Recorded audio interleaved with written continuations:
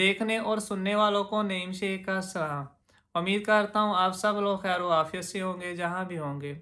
आज हम बात करेंगे पंजाब के अंदर जो बेसिक हेल्थ यूनिट्स हैं उनके ऊपर। आपको पता है कि पंजाब के सारे गाँव के अंदर जितने भी गाँव हैं पंजाब में उधर बेसिक हेल्थ यूनिट्स बने हुए हैं। इनको बुनियादी सेहत मरकज़ भी बोलते हैं, गवर्नमेंट का अस्पताल भी बोलते हैं, डिस्पेंसरी भी बोलते हैं, जिधर बंदे को 1 रुपये या 5 रुपये में मेडिसिन मिल जाती है जब बंदा बीमार होता है, जिसके गेट शेट भी टूटे होते हैं, दीवारें भी टूट फूट का शिकार हुई होती है, बच्चों ने भी गंद छंद डाला होता है अंदर। और उधर गधे वगैरह जानवर वगैरह भी बंधे होते हैं, लोगों ने आसपास जो खाली जगह होती है वहाँ पट्ठे पुट्ठे भी बीज रखे होते हैं। और जो वहाँ नर्स होती है 10-12 पड़ी होती है, जिस बेचारी को बुखार की, गला ख़राब की, नज़ले की, पेट ख़राब की दवाई सिर्फ देने आ रही होती है। और उधर एक दाई भी होती है जो डिलीवरी करने के लिए, केस कूस करने के लिए होती है। तो इसको बोलते हैं बुनियादी सेहत मरकज़। अब हुकूमत पंजाब ने ये फ़ैसला किया है कि ये जो बुनियादी सेहत मरकज़ है, अब इनका नाम चेंज कर कर मरियम क्लिनिक रख देना है। जी, आप बिल्कुल ठीक सुन रहे हैं। इनका नाम अब मरियम क्लिनिक रख दिया जाएगा। मरियम का पंजाब, मरियम की बसें, मरियम क्लिनिक। तो बात करने का मकसद ये है, सवाल हमारा ये है, मरियम क्लिनिक इनका नाम तो रखा जा रहा है, क्या वहाँ मरियम नवाज़ वाली वहाँ फैसिलिटी भी लोगों को प्रोवाइड की जाएगी? जैसा कि प्लास्टिक सर्जरी की फैसिलिटी, स्किन स्पेशलिस्ट की जो है वो फैसिलिटी। अगर तो वहाँ स्किन स्पेशलिस्ट की, प्लास्टिक सर्जरी की जो फैसिलिटी है वो भी गांव में रहने वाले लोगों को प्रोवाइड की जाएगी, ये तो फिर बहुत अच्छी बात है। गांव में जो रहने वाले लोग हैं उनकी तो फिर मौजें हैं, उनके तो फिर मज़े हैं, बल्ले बल्ले शाबा शाबा। अगर तो ऐसा हुआ तो ये एक खुशाइन बात होगी। तो अगली हम बात कर लेते हैं बिलावल भुट्टो साहब के ऊपर। आपको पता है कि बिलावल भुट्टो साहब जो है वो एक इंटेलिजेंट इंसान है, एक पढ़े लिखे इंसान है। तो वो एक वो तहकीक वगैरह करते रहते हैं, जब भी तहकीक करते हैं तो वो फिर एक नई थ्योरी भी लेकर आते हैं।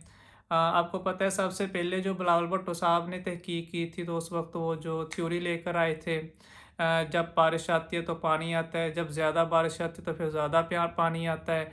तो ये उनकी ये वाली थ्योरी देख के तो आइंस्टाइन भी परेशान हो गया था, हैरान हो गया था कि ये कौन सा इतना बड़ा साइंटिस्ट पैदा हो गया दुनिया में, और ख़ास तौर पर पाकिस्तान में। और फिर पाकिस्तान का जो सूबा सिंध है, सूबा सिंध के शहर कराची के अंदर ये इतना बड़ा जो है साइंटिस्ट पैदा हो गया, वो हैरान हो गया था। फिर उसके बाद बिलावल साहब ने एक और तहकीक की। उस तहकीक की सूरत में एक और थ्योरी सामने लेकर आए बिलावल साहब के जो अंडे हैं ये किलो के हिसाब से बिकते हैं, और जो टमाटर हैं वो दर्जनों के हिसाब से बिकते हैं। तो वो न्यूटन बेचारा भी इस थ्योरी से परेशान हो गया था, मैंने तो सेब के ऊपर ला बनाया था, ये पाकिस्तान के अंदर जो साइंटिस्ट पैदा हुआ है इसने अंडों के ऊपर और टमाटरों के ऊपर भी जो है थ्योरी पेश कर दिया है। फिर उसके बाद अब जो है बिलावल भुट्टो साहब ने फिर तहकीक की।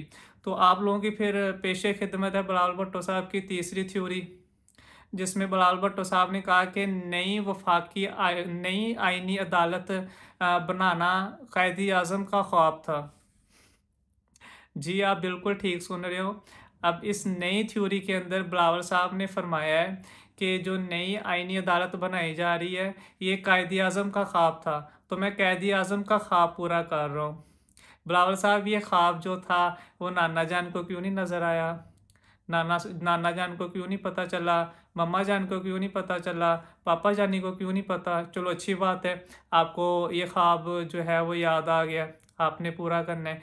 तो क्या कायद आज़म ने ये कहा था कि ये जो नई आईनी अदालत बनाई जाए, ये फार्म 4047 की जो हुकूमत है वो नई आईनी अदालत बनाएगी? क्या कायद आज़म ने ये भी कहा था कि हॉर्स ट्रेडिंग कर कर, लोटे बनाकर, लोगों के ज़मीर खरीद कर नई आईनी अदालत बनाई जाए? लोग एक एक एमएनए को 1-1 अरब रुपया देकर नई आईनी अदालत बनाई जाए? लोगों को अगवा कर कर उनके ऊपर जुल्म कर कर नई आईनी अदालत बनाई जाए? क्या कायद-ए-आज़म ने अपने ख्वाब में ये भी कहा था कि जो एमएनए हैं उनके घरों में छापे मारकर चादर और चारदीवारी का तकद्दुस पामाल कर कर नई आईनी अदालत बनाई जाए, उनके रिश्तेदारों को ज़दो-कोब कर कर नई आईनी अदालत बनाई जाए, कारोबार उनके तबाह कर कर नई आईनी अदालत बनाई जाए। क्या कायद-ए-आज़म ने ये भी कहा था उनके डेरों के ऊपर जो है वो डेरों को सील कर कर नई आईनी अदालत बनाई जाए? क्या कायद-ए-आज़म ने ये भी ख्वाब के अंदर कहा था? अगर तो ये भी कहा था तो फिर तो अच्छी बात है। अगर क्या कायद-ए-आज़म ने ये भी कहा था कि जो जाली पार्लिमान है वो नई आईनी अदालत बनाए? क्या कायद-ए-आज़म ने ये भी कहा था कि जो नई आईनी अदालत बनाई जो नई आईनी अदालत है वो एक्सटेंशन देने के लिए, सियासी फ़ायदे के लिए बनाई जाए, वो अपना इक़्तिदार बचाने के लिए नई आईनी अदालत बनाई जाए, वो जुडिशरी सिस्टम तबाह करने के लिए नई आईनी अदालत बनाई जाए, वो लोगों के हकूक़ सलब करने के लिए नई आईनी अदालत बनाई जाए, वो एक इस मुल्क के सबसे बड़े जो लीडर इमरान खान साहब हैं, उनको मज़ीद जेल में रखने के लिए नई आईनी अदालत बनाई जाए, उसकी पार्टी को क्रश करने के लिए नई आईनी अदालत बनाई जाए, अपना मैंडेट चोरी किया हुआ है उसको बचाने के लिए नई आईनी अदालत बनाई जाए, काज़ी फ़ाइज़ ईसा साहब को मज़ीद 3 साल रखने के लिए नई आईनी अदालत बनाई जाए। क्या वो उन्होंने इस तरह कहा था? अपने ख्वाब के जो कायद-ए-आज़म का नई आईनी अदालत बनाने का ख्वाब था, क्या वो ये ख्वाब था कि इस तरह नई आईनी अदालत बनाई जाए? तो बिलावल साहब वो आपको देखना पड़ेगा उन्होंने किस पर्सपेक्टिव में बात की थी। उन्होंने किस सेंस में वो बात की थी। उस वक़्त पाकिस्तान आज़ाद नहीं हुआ था। अगर मैं उस डिबेट में जाऊँगा तो वो बहुत जो है वो लंबी गुफ्तगू हो जाएगी, वीडियो भी काफ़ी लंबी हो जाएगी। मैं खुद क्योंकि तीसरी दफ़ा स्टडी कर रहा हूँ पाकिस्तान की हिस्ट्री को, तो मैं तो एक दफ़ा देख के ये बड़ा हैरान हुआ बिलावल साहब की थ्योरी को कि ये जो थ्योरी लेकर आए। ख़ैर जब भी बिलावल साहब तहकीक करके एक थ्योरी लेकर आते हैं तो पूरी दुनिया ही हैरान हो जाती है, बड़े-बड़े साइंसदान हैरान हो जाते हैं। तो फिर हम क्या चीज़ हैं, हम तो फिर भी मामूली से इंसान हैं, अदना से इंसान हैं। अच्छा उसके बाद अगली स्टोरी जो है वो आपको पता है ये पाकिस्तान के अंदर इंग्लैंड की क्रिकेट टीम जो है वो टेस्ट सीरीज़ खेलने आई हुई है। पाकिस्तान को एक के बाद जो है वो शिकस्त का सामना करना पड़ रहा है। वैसे पाकिस्तान की जो क्रिकेट टीम का जो हाल हो चुका है इसी तरह ही मुल्क की इकोनॉमी का हाल जो हो चुका है। पूरे के पूरे मुल्क का भी यही हाल जो हो चुका है, जिस तरह पाकिस्तान की क्रिकेट टीम का हो चुका है। अच्छा वो अब आपको पता है कि उन्होंने पहले टेस्ट मैच के अंदर पाकिस्तान को मुल्तान के ग्राउंड में अच्छी खासी फेंटी लगाई है। रज के उन लोगों ने इनकी धुलाई की है और खूब पीटा इन लोगों को उन्होंने रख के और तारीख रकम कर दी उन्होंने जितना है इनकी धुलाई की है। और अब फिर फैसला किया है जी पीसीबी ने, जो दूसरा टेस्ट है उसमें हमने इंग्लैंड को जीतने नहीं देना, उसके लिए इन्होंने एक हिकमत अमली बनाई है।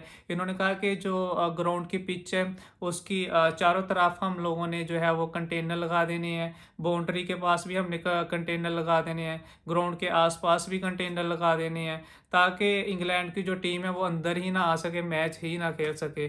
तो अगर वो मैच ही नहीं खेलेगी, अंदर ही नहीं आएगी तो हमें हराएगी कैसे? तो ये एक अच्छी हिकमत अमली है।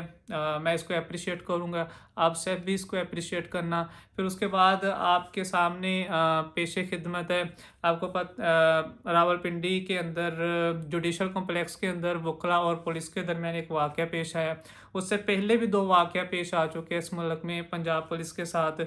आपको पता है एक दफ़ा आर्मी ने भी इनको मारा था, भगा भगा कर मारा था उन्होंने, और वीडियो वगैरह फिर उन्होंने अपलोड की थी सोशल मीडिया के ऊपर। फिर उसके बाद आपको पता है कि खुसरो ने भी इन बेचारों को एक दफ़ा पीटा था, अच्छा खासा पीटा था, उससे काफ़ी बदनामी हुई पुलिस वालों की।